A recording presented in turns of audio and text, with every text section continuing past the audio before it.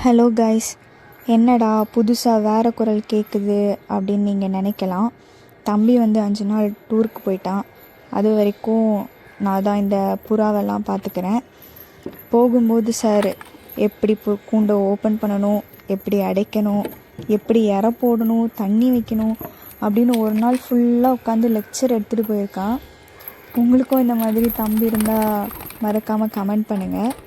இந்த மாதிரி புறாக்கள் பற்றின அப்டேட்ஸ் வீடியோஸ்லாம் பார்க்க நம்ம சேனலை மறக்காமல் சப்ஸ்கிரைப் பண்ணிக்கோங்க.